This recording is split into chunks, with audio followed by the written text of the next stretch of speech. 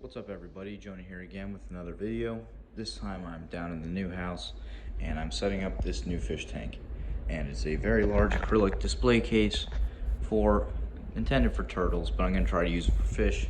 Not entirely sure what will go in it yet, but I have my lumber to build the stand and we'll go from there. So here's the tank. Picked it up on Facebook Marketplace yesterday. It has fluorescence and heat lights, so I can grow plants and have some reptiles in there that get their UVA and their UVB lights. So I'm not sure if I'm going to keep one section with reptiles and one not. I just don't know yet, but that's the tank. So the plans for the tank look something like this. So these here are just some rough designs. As you can see here, this is a rough shape of the tank, and I was calculating the dimensions, which is giving me roughly 70 gallons.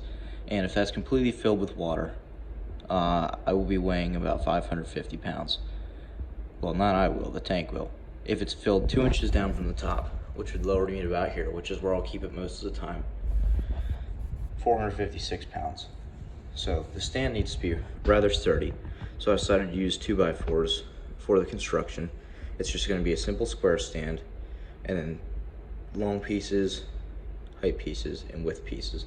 And they're just gonna be screwed together with decking screws with some reinforcements to the top. And I am also going to cut some triangle pieces to go here in all the corners for some extra weight displacement. For tools, I will be using my Bauer impact driver, extra battery, grip right exterior deck screws, porta cable, batteries for the saw, just a small 7¼ circular saw. I bought a speed square yesterday and a level so I can keep everything properly spaced and distributed. And then here's my 2x4s. I had to get 5 8-foot pieces, and I hope I have enough, but we'll find out soon enough.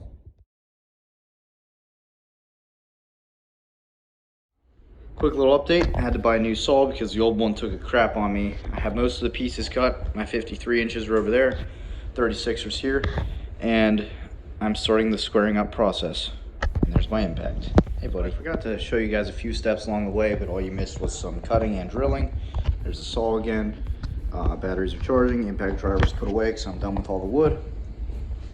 So here is the tank, got the light fixture. It's gonna go back against that wall once I move my guitars.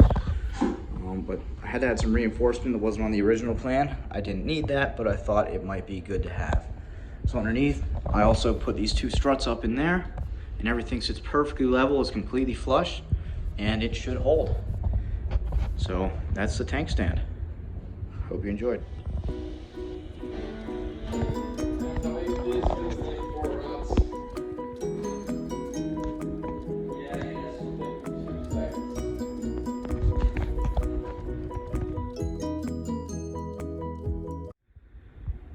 Okay, so it has been roughly 1 week since this tank has been established. I now have a Sun canister filter. I do believe it's about 300 gallons per hour flow rate. And I have all my lights set up, which was the same in the last video, but they're more firmly attached.